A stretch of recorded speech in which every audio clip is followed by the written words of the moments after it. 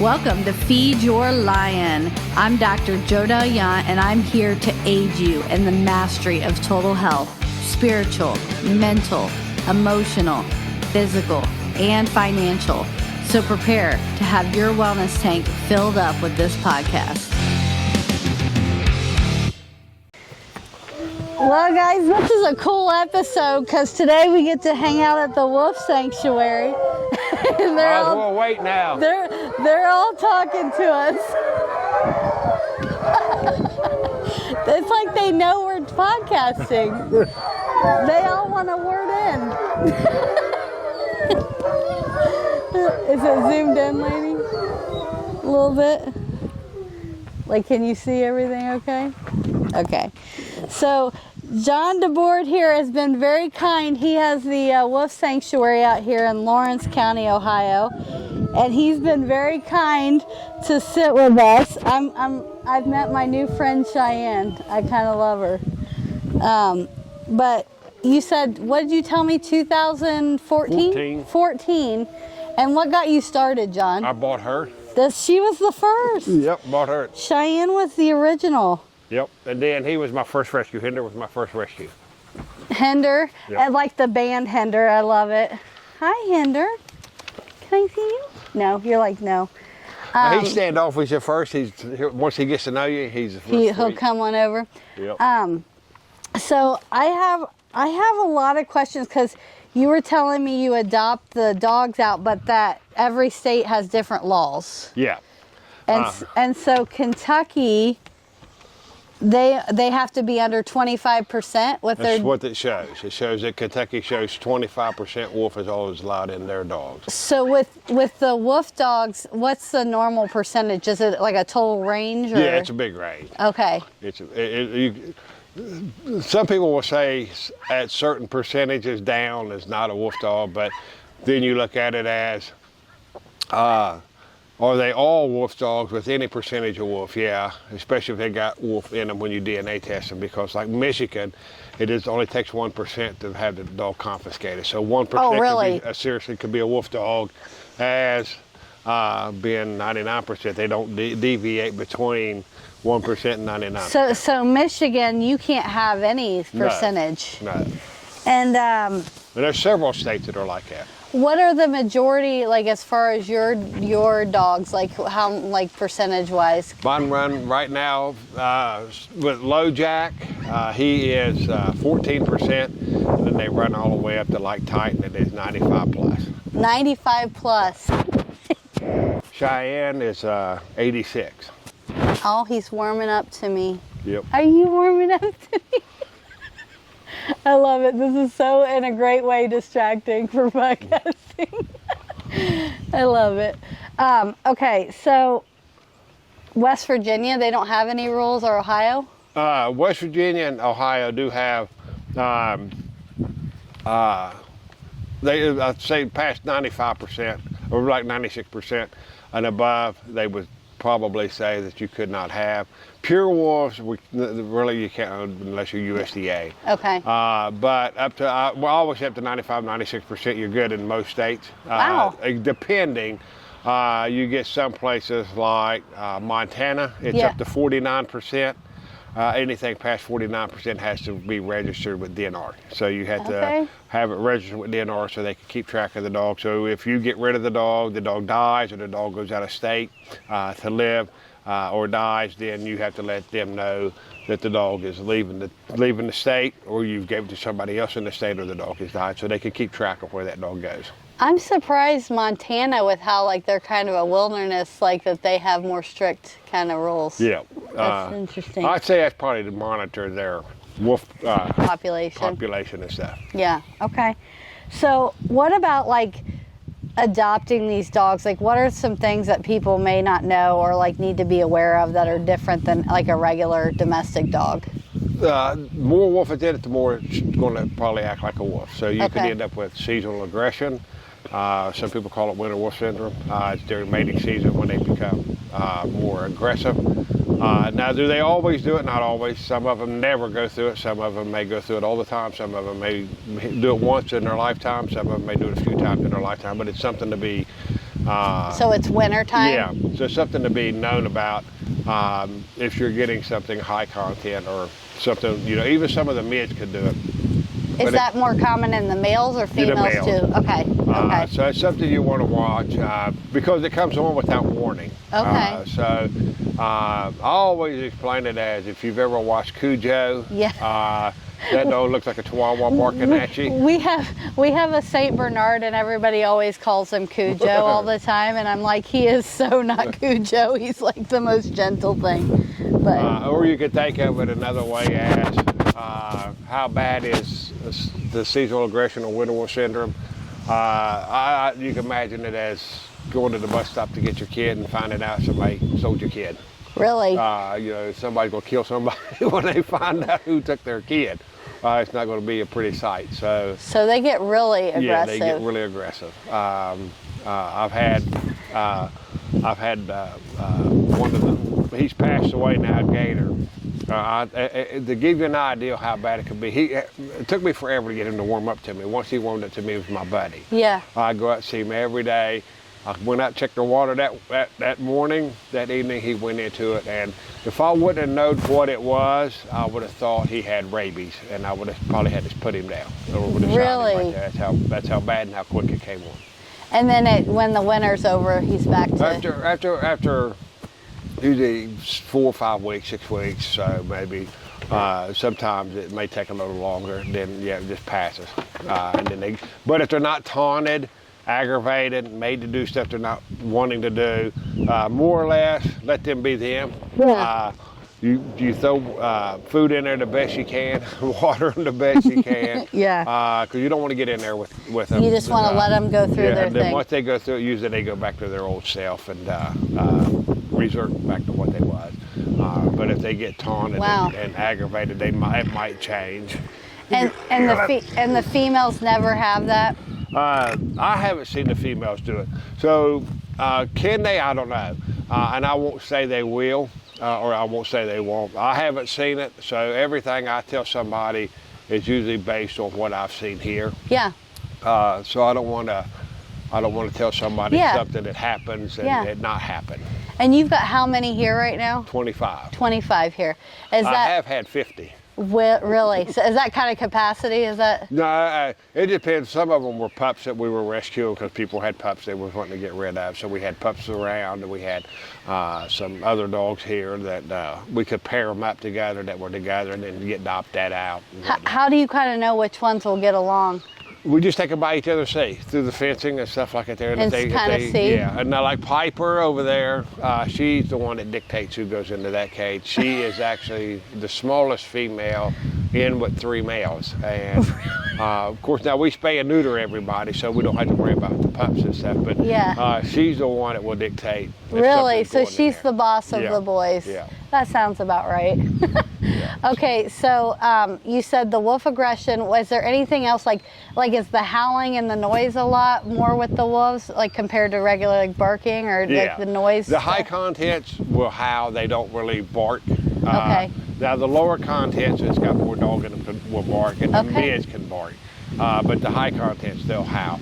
But as with all of them, they all know how to howl. So you heard that while ago. Yes. When they all took off. That was literally right when we started, so that was kind of funny. It was right on cue. Now, how far can they howl? I always said everybody was lying, and they were just saying that because they would come from, say, 2 miles down the road, and they said they could hear the dog could hear them. Well, when Hinder tore his knee out, and I had to do a ACL surgery on him. Yeah.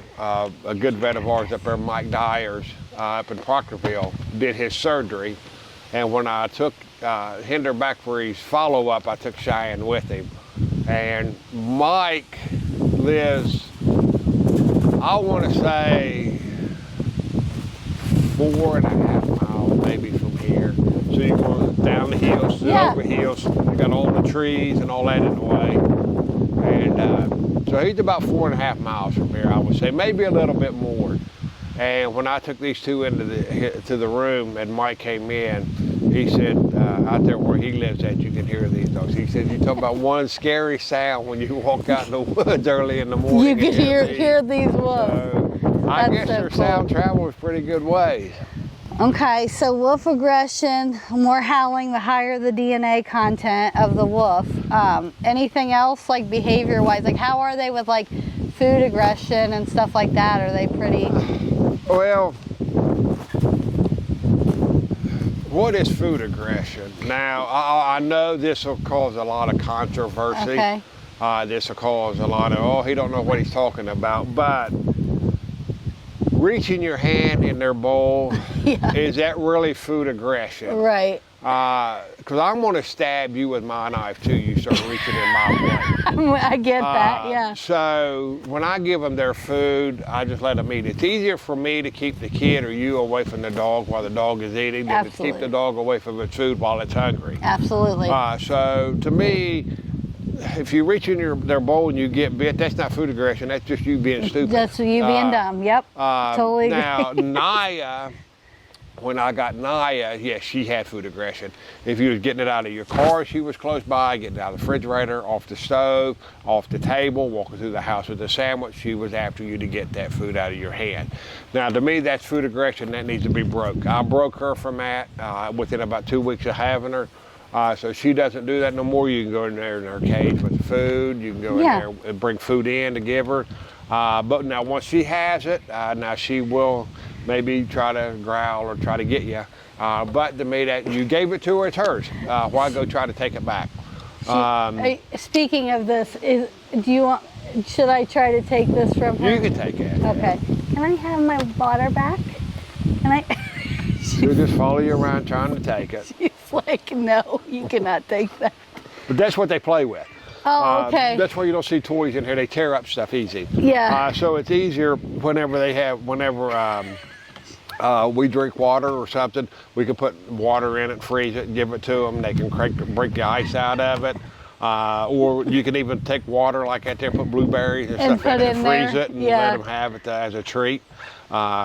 So that gives us something that they can destroy, tear up, and to me that's cheaper than and on donations when people want. If you want to go buy them toys, that's no problem. Yeah. But it's one of those when you give them a toy, don't expect that when you come back in it's 2 weeks or a week that it's going to be there. Or if it even makes it through while you're here. Yeah. Apache that passed away, he looked something like Titan did. Yeah. You remember those big jolly balls that they showed with horses that had the handle? They said, well, he tore one in half. So toys don't last long. I think you broke it. I think you broke it, Diane. So that's her toy now. And that's and I think it's fun to watch them do stuff like that. And they'll throw them around, and once they're done, you just throw them away. And there's no loss in an old plastic bottle getting tore up. Yep. She's going to.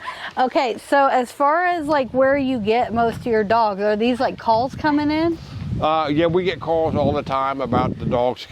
People wanting us to take them. We've actually got people wanting us to take them now, but we don't have room. I know when you look around, you think, well, that one's by itself, this one's by itself. Why can't you put one with this one or with that one? Yeah. And it's hard to get people to understand that just because I have singles or any of us have singles, that doesn't mean that it's going to get along with the dog that we bring in. So we have to make sure that if we take one in, it gets along with that one. And if it doesn't, then we got to have a spare cage to put it in. Gotcha. And right now we don't have a spare cage to put one in in case something doesn't happen. Because if I take your dog and I put it with that one and one of them gets killed and they both get killed, what did we save? We didn't save nothing. You didn't do and then we wasted everybody's rescue money for 2 dead dogs or a dead dog. And so I don't want to take that chance. And I don't want to say it in a bad way or in a mean way, but I'd rather see one humanely euthanized than just come out and find his throat ripped out. Sure, absolutely. So you, as far as the finding, like they call in, is it other like people that are seeing them out and about? Is it like law enforcement? Like people that own them? They're owning them. People that own them. These dogs are bred heavily.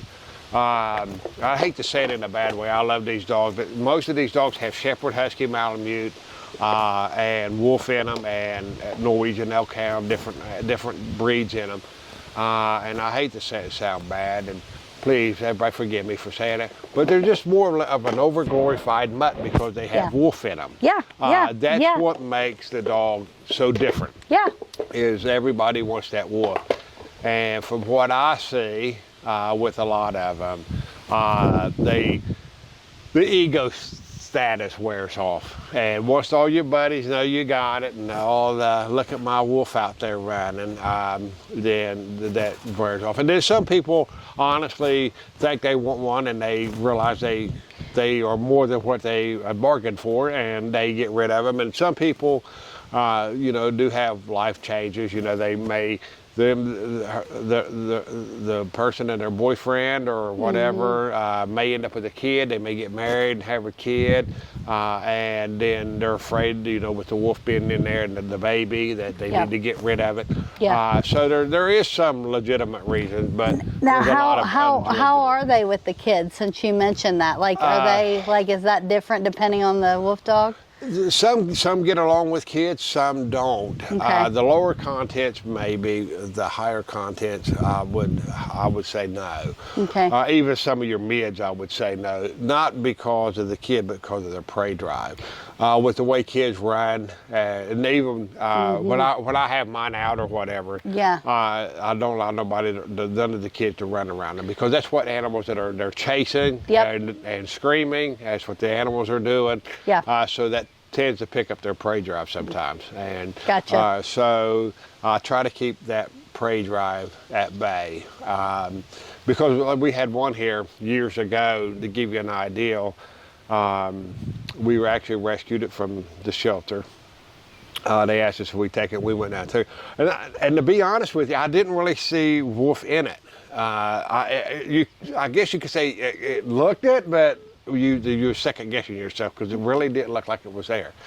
And we took it and we brought it here, and I DNA tested it, and I think it came back. It was like 43% wolf. That's one prey drive. Cattle dog, that's a second prey drive, and Australian Shepherd, another prey drive. So why would they put so many prey drive dogs into one? Well, and you say that about husky. We have a husky, so I can say she's got a high. I mean, huskies in general, and you said they're a lot of times bred with them too. Yeah, most of them have Shepherd, Husky, and Malamute. And those are all kind of dogs that can. So when you start putting all those high prey drive dogs and stuff in there, sometimes some of them not real good around kids.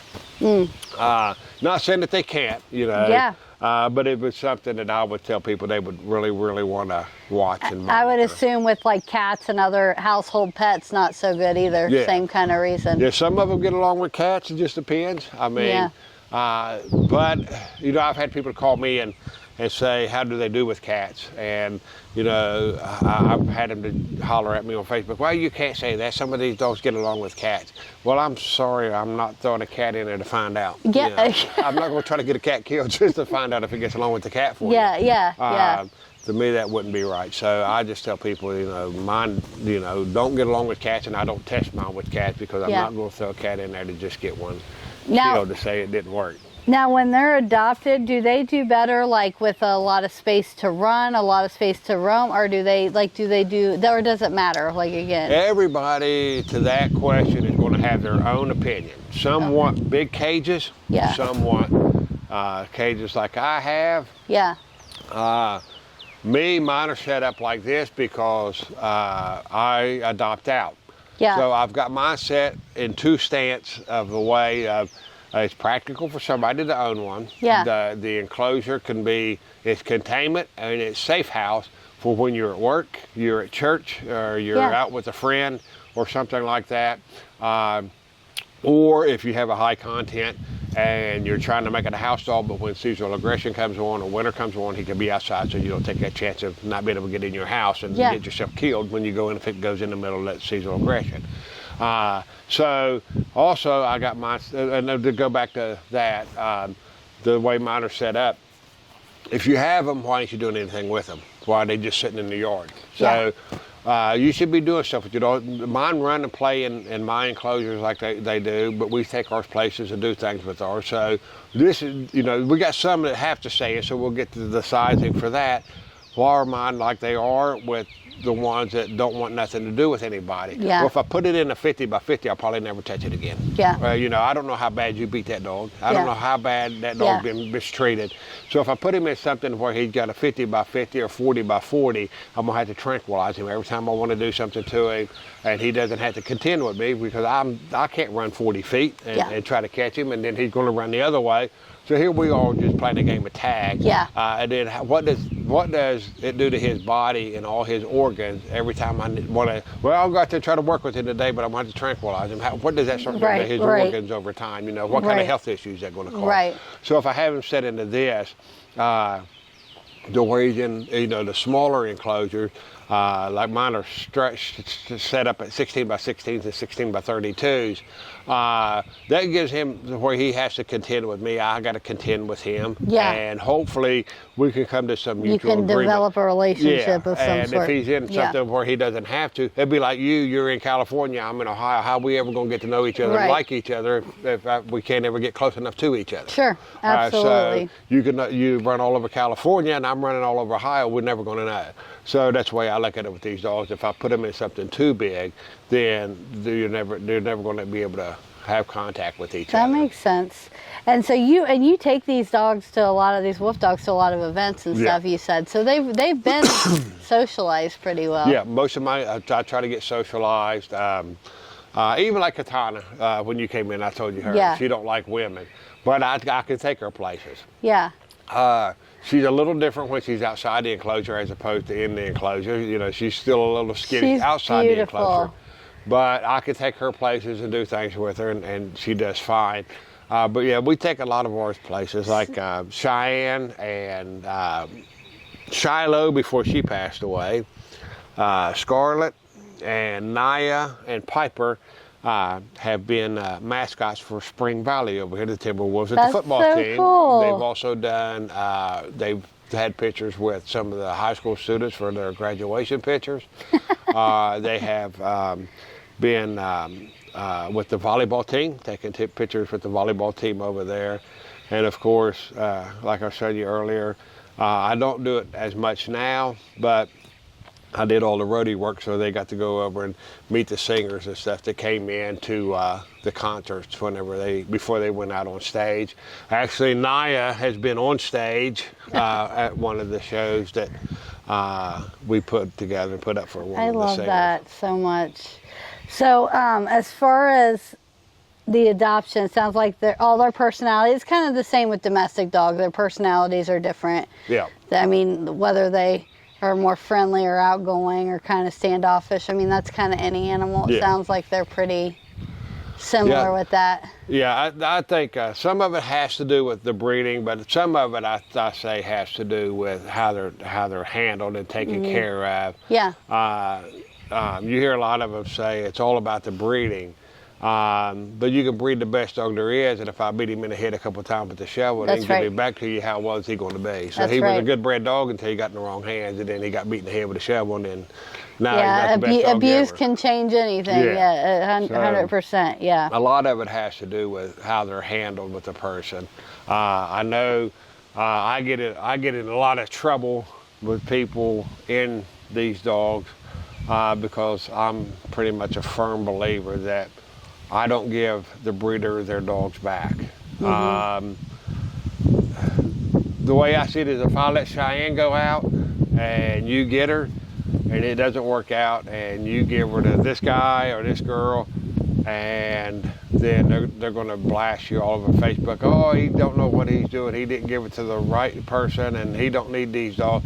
Well, what did they just do by giving it to somebody? And this person now has got to get rid of it. They didn't make the right calls on their dog, so if they're going to down one, then they deserve to be called out just the same as the others do. Yeah, yeah. And hopefully that helps with these dogs being placed in the proper places. Yeah. It's like I tell everybody, I don't need your dog. I've got enough. Let's try to work on helping you keep your dog. You know, and make that the last resort. You got it for a reason. Yeah. Let's try to work through you being able to keep it, but there is some instances where, you know, they might be in an illegal area or something, and they had to be taken. So I guess like when you're saying like, okay, like Kentucky, they're 25%. Well, they're not going to know that by looking. So you probably have to be in some kind of trouble or something with like the animal before they would even test that or do any test. And there's some places that have like, it has to be indistinguishable from a wolf. So it may not, it may have wolf in it, but you have to be able to tell it's not, you know, a wolf, a lot of wolf in it or whatnot. But really the only way to tell is DNA test. So yeah, a lot of times it's going to take the animal getting in trouble or you getting in trouble with the dog or something to really find out. Is their life expectancy about the same, or what is? It's about the same. I mean, they go between 8 to 14, 15 years is what I have seen here. Okay. But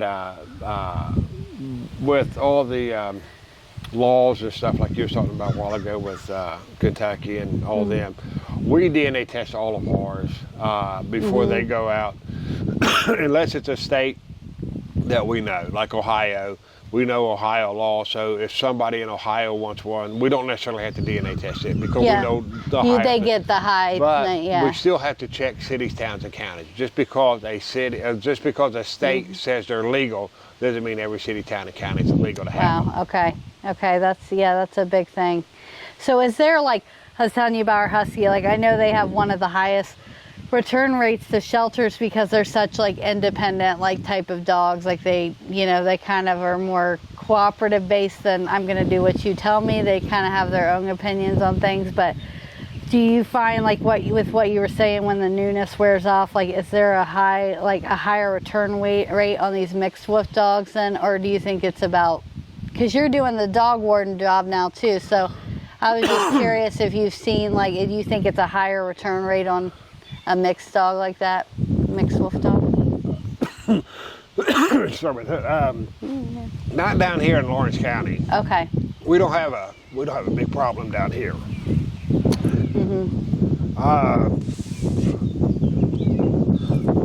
Most of ours is up in the upper part of Ohio. Yeah.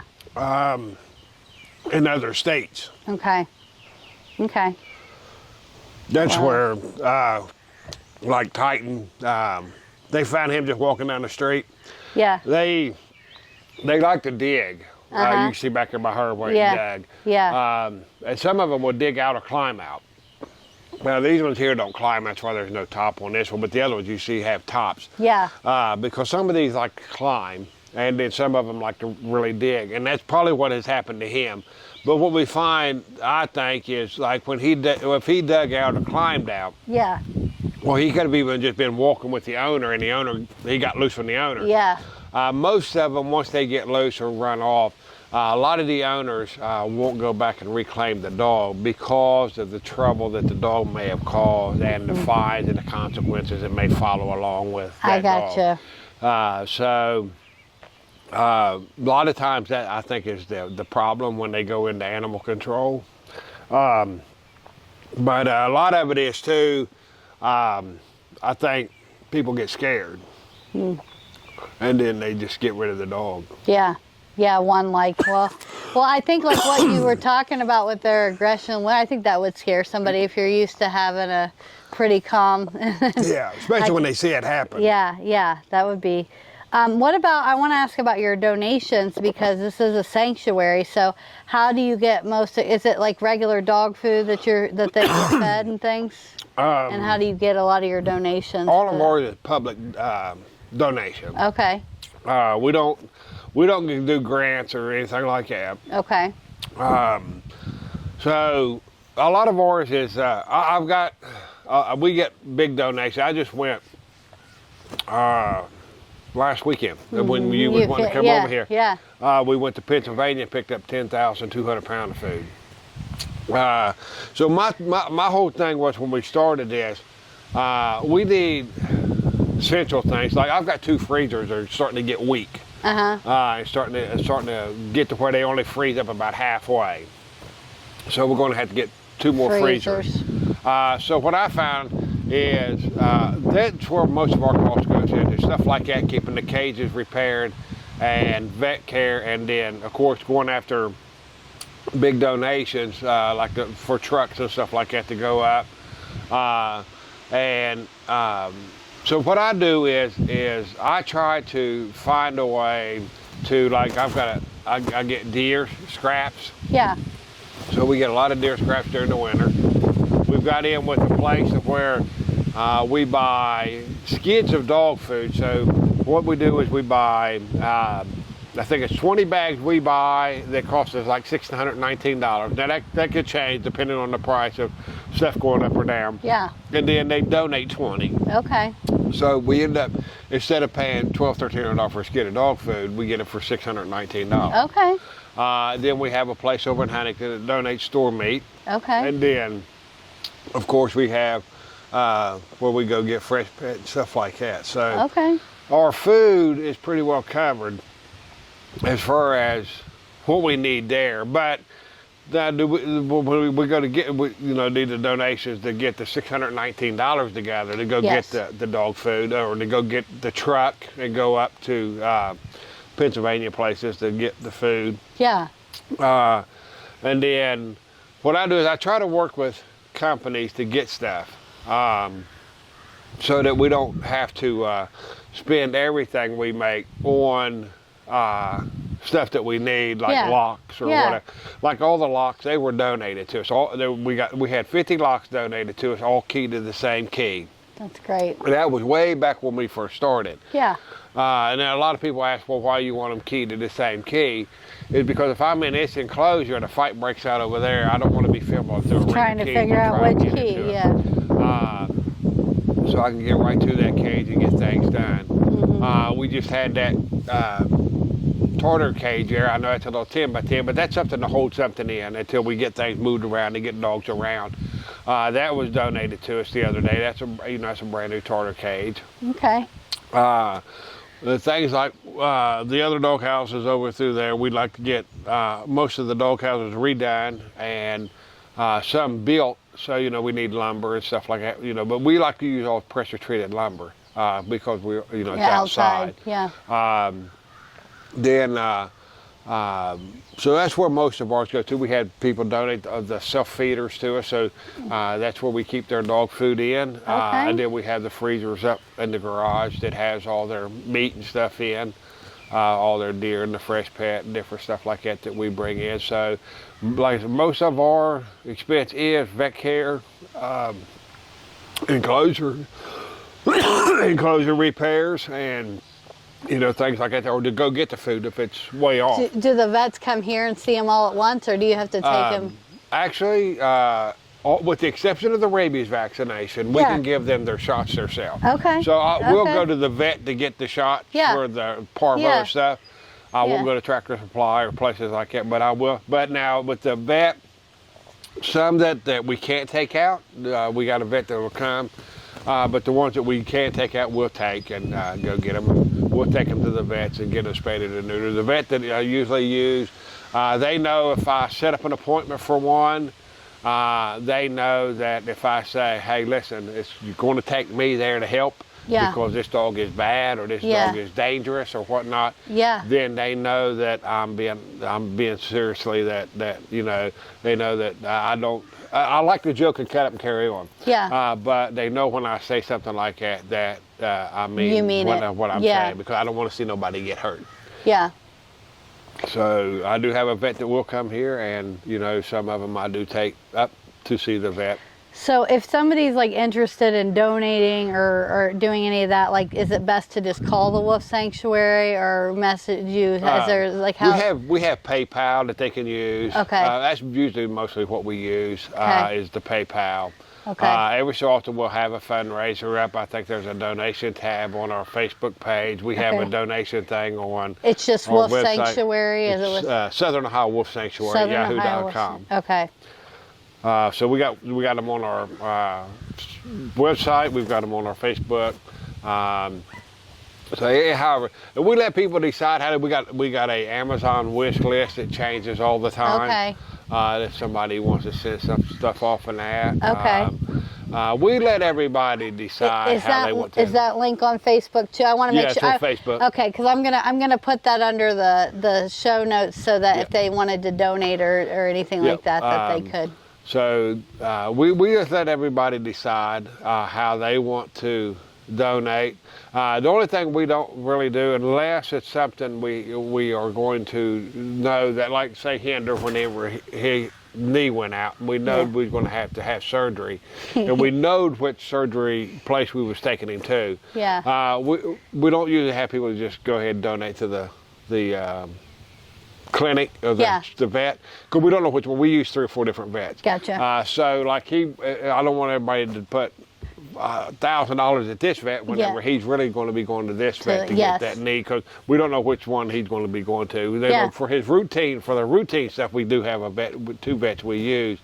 But I'm one of those that, I know it sounds probably bad to not stay stable with one vet, which we do try to stay. But if this vet is saying that they can treat all of my dogs for $400, and this one over here saying, well, it's going to cost you $8. Well, absolutely. to save the money, you got to save the money, absolutely. Because I don't want my sanctuary to be run as always give me. I want to try to keep it to where it's not about money all the time. What made you want to start this back in 2004? You did it. I didn't. I didn't. How did you get sucked into Lay's starting potato this? chips. Lay's potato chips. Lay's potato chips. Can't have just one. So you got one, and then it just spiraled from there. Yeah, I got her. Yeah, you got Cheyenne. Everybody's always asked me to do a thing on how the sanctuary started, and I bought her, and that was all I was supposed to have. Just a car buddy to ride around, and it came into one of those, when you seen her, you seen me, and if you seen me, you seen her, and if I couldn't go in the store with her, I didn't go to the store. And so they ended up asking me if I'd take him, and he was not even a year old yet, almost a year old. And it was winter time, and I said, yeah, I'll take him. I said, but it's winter time, and I said, the roads are bad. And the lady said, well, I'll hold him for you until the road's clear if you want him. And so the fall, he turned a year old December the 17th, and I went January the 28th or something like that to pick him up. And I went and picked him up and brought him home, and there's a big story with him and my uncle. You'd have to hear that. That's funny. But anyway, I picked him up, and I put these 2 together, and they did great. So I thought, well, that gives her somebody, him somebody, now I can go do something. Well, I didn't. I had 2 hands. So when you seen him and her, you seen me. When you seen me, you seen him and her, one on each arm. So I don't know, it was probably 6 months later that the same person asked me if I wanted another one, which was Yukon, and he's long passed away. And I got him, and then it kind of mellowed out a little bit, but I was still taking them, trying to shift around, taking everybody places. And then we ended up with one called Heathen, and then that became a love-hate relationship. It was one of those that the dog was put up on a pedestal like, and me being, as they would say, green with dogs, and not knowing a whole lot about them. I've got this dog that is like 96% or something, and he's supposed to be ruthless and mean as a snake and as the grass. And we got him, and 6 months later we had him at Lowe's around people and kids and people. So it became a love-hate relationship. The people that were on the side of the breeder that bred the dog hated us, and the ones that had offsprings from him that really loved the dog, they loved us. So that's how we became, I think, known all across social media platforms. With him, huh? Over him. Yeah. But we only had him like 2 years. He was an old dog when we got him. He had cancer. He had a big tumor in his chest. Upon that, we found out that, I won't say that's what happened, because I don't know, but we do know that it looked like somebody had cracked him pretty good with a shovel at one time, because all these ribs were busted, and the little grabber finger bones down on these ribs were broke. It had been broke off of his spine at some point. So he'd been, and when we got him, he'd been through a mess. Well, I can understand why he was mean and ruthless.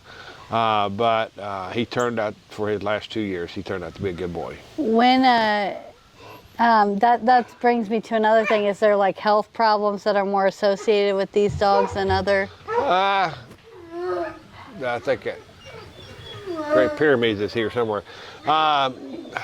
Cancer is a big issue in these dogs. Most all of ours we've had has died from cancer. We've had a couple that have died from kidney failure. This is great.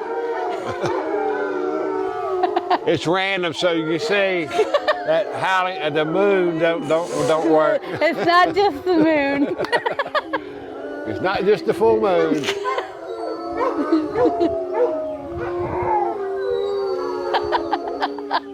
I love it. So cancer's a big thing with these dogs. I love it. Well, is there anything that people that they want to know, like that I'm not covering with like owning them or like dealing with wolf dogs? Is there stuff that I always tell people, try to volunteer at a place to learn something about them. Yeah. And when you're getting one, research your breeders and your rescues to make sure that you're getting a reputable dog from a reputable place. Yeah.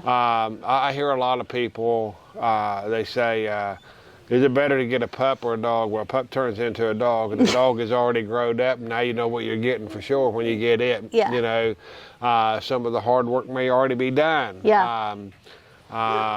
You know, I know I'm going to say this, and I'm going to get a lot of grief, but I agree 100% with Rocky Mountain Jeff. I don't know if you've ever watched him as a vet. Don't go by the philosophy, adopt, don't shop. Mm-hmm. Shop, you should do. You should shop for a dog. And when I explain it that way, when you go into a rescue or a sanctuary or a shelter, and you walk in, and to your left is a dog that bites kids, and you've got kids. And to the other side is a dog that doesn't get along with no other dogs, but you've got 2 other dogs. But down on the far end is a dog that gets along with everything. What dog are you taking? Right. You need to shop because that dog's not going to fit your lifestyle. So why didn't you just adopt one of those 2 dogs? It was right there to your left or to your right. Why did you walk all the way there? Because you need to shop for what fits your lifestyle. Because if you shop for the dog that fits your lifestyle and will work in your family surroundings or with you, then maybe that dog has a better success chance. I don't think that sounds very controversial. You think you'll get grief for that? Oh, yeah, a lot of people believe in that, adopt, don't shop. But I think if you're doing it, you should shop. Yeah. For the dog. Then they don't end up back at whatever shelter or place you got it from in the first place. I can understand if they say, you know, adopt, don't shop by going to breeders and buying breeder dogs all the time or something, maybe. But when you're looking for a dog, shop for the dog that fits your lifestyle. Yeah. Not just a dog because it's, you know, got wolf in her, because it's a husky or because it's a shepherd. Yeah. Find something that fits your lifestyle. Yeah. That way that dog gets the quality of life it deserves. Do you feel in general like wolf dogs are any different with the amount of bonding they do with humans? Do you think they're more distant because of that wolf like Now you're going to get me in trouble. Oh, Now you're going to get me in trouble. I'm curious because they seem really close with you though, but like you said, they've got that wolf like side that's wild, you know? I hear that all the time so I don't about know. bonding, and I don't think he's like, I hate that word. I don't think dogs bond with people. Okay. We'll say it this way. Okay. Me and you being married or being boyfriend and girlfriend, we could have a kid together. Mm-hmm. We get a divorce, we're still bonded by that child. Okay. We are boyfriend and girlfriend and we break up, we're still bonded by that child. Mm-hmm. There's nothing we can do to change that. Yeah. And can you have kids with a dog? No. So there's no bonding there. But does that dog trust you? Yes, that dog trusts you. But if you look at it from the same perspective, that if you get out of a bad relationship, then you might trust me to some degree, but in the back of your head, you're thinking, when's the day he's going to hit me? But you still trust me until that day, then you break that bond, or that trust. Same thing with them. I think once you have a dog, you get a trust relationship with them, and they trust that you're not going to hit them, you're not going to beat on them, you're going to be good to them, and then when you do strike them, then you start breaking that trust. It's the same way with Titan over there. If you go to Titan, I don't want to say somebody hit him, but I can move my hand toward him. You'll see like this, right, like somebody hit. He trusts me. He'll jump on me and play and want to carry on. But as soon as I move a certain way, then he ducks and closes his eyes like somebody's going to strike him. So has somebody struck him? They may have. He knows that I'm not going to, but he's like, is this today? Is this today? So I think it's a trust. I don't, you hear a lot of people say bond, but. So do you think that's the same kind of relationship with you have with just a regular dog? You think it's the same? I think they just trust you that you will do right with them. Because when you look at dogs and they say, well, they're a bonded pair. Well, yeah, they can have puppies together. We're a bonded pair. We can have kids together. But you know. So your definition of bond is different, is all. You're talking about you trust a waiter to bring you food and trust that you don't bond with that waitress just to bring you food and not that he didn't spit in it. You trust him. I got you. So I look at it a little differently than what some people do, because I don't see, and I don't down nobody because they say it's a bonded thing, but I just look at it a little different. I got you. So as far as what you see future-wise for the Wolf Sanctuary, what is your vision for this place? I don't know. You're like, I didn't have this vision in the first place, so I'm rolling with it. Yep, I just go day by day and thank the good Lord every blessing that He gives us to be able to have the dogs and that they're taken care of and that they're healthy and happy. Yeah. No, that's awesome. Well, is there anything else you want to say or want people to know about wolf dogs and caring for them or having them, or anything that I haven't really covered or that we haven't talked about? Topic wise, we'll talk about where they can donate if they want to do that too. They're good dogs. I know when you was talking about the bonding, now they can be loyal dogs. Now when I say loyal, now the higher contents tend to be skittish, and they might run off in the event of a big fight breakout. Me and you start getting in a big fight, they might run off. Because I think they live by the ideal of he who runs away lives to fight another day. But you can have some that may want to protect you somewhat, I guess you could say. Like Naya, me and Casey can't fight each other. I try to fight with Casey over there. I love to fight with him, see blood drawn. Just to be playing. Know that I roughhouse with him. I like to roughhouse with him. And then they can still be your friend too, and not want to roughhouse with you. But every time me and him start, he growls or something. She comes in. She doesn't like it. But Cheyenne is the kind of the opposite. Well, not really totally the opposite. Me and him can start playing.